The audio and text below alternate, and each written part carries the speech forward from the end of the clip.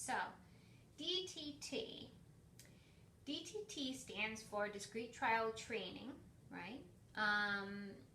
Discrete Trial Training is one of the most important instruction methods for children with autism and other children that might be experiencing disabilities for a variety of reasons, but as we touched about, it really speaks to their neurological development the best.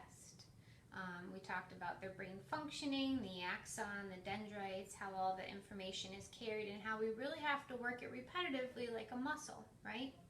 So what is DTT? Discrete trial training is a method for teaching in simplified and structured steps. Instead of teaching an entire skill all in one go, the skill is broken down into small steps and then built up using those discrete trials that teach each step one at a time, right? And that kind of goes back to our building blocks here. We're teaching one step at a time until they're able to display the skill as a whole. Sometimes you might see the term discrete trial procedure or DTI, discrete trial instruction.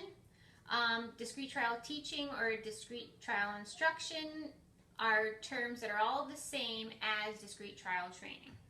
The basic concept, it might be helpful to initially think of DTT as a series of teaching attempts, with each attempt called a discrete trial, or sometimes just a trial. As an example, say we're teaching a child, Jane, to learn to identify the colors red and blue by asking her to point to red or blue cards placed on the desk. Each teaching attempt or discrete trial might be scripted or structured something like this. So discrete trial 1, teacher places one red and one blue card on the table in front of Jane. The teacher then says, point to red. Jane responds by pointing to the red card. The teacher would say, that's right, great job. There would be a very short pause before a new discrete trial would begin. Then, discrete trial number 2.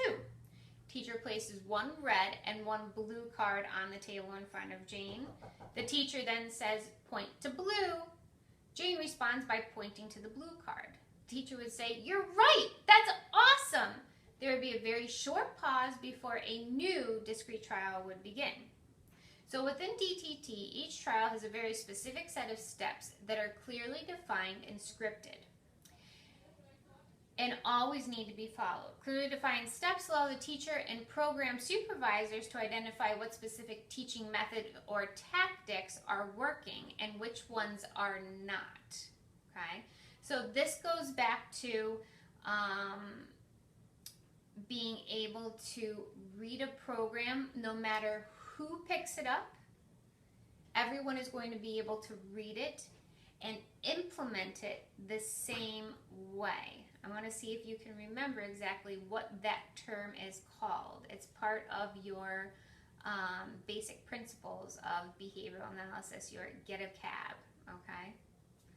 All right, so why is it so beneficial for children with autism? We already talked about the neurological development piece, right? But according to Smith,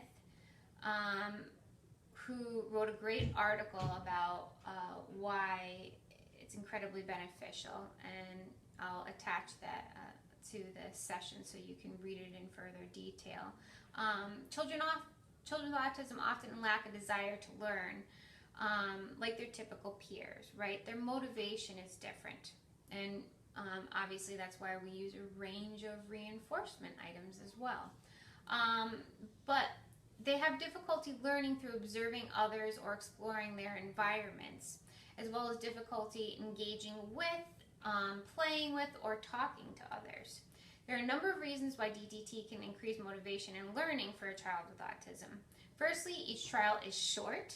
Therefore, many teaching trials can be completed, allowing for numerous opportunities to work on that isolated skill. Secondly, the DTT method of one-to-one teaching allows for the programming to be completed and completely individualized for the needs of each child. Thirdly, the procedural format of a discrete trial creates clarity for the child. So that is that they understand the expectations, and they're much more likely to be ready and available for learning. So there's also a clear beginning and end to each trial, with prompts and antecedents kept very simple and at an appropriate level. By breaking down tasks into short, manageable trials using suitable prompts and guidance, right? We've already talked about those prompting procedures, and we'll go over them again. DTT maximizes children's success and minimizes their failures. All right? So that gives you a brief glimpse into why we use DTT and what exactly it is, but I urge you to read through that journal article by Smith, and then we can get started.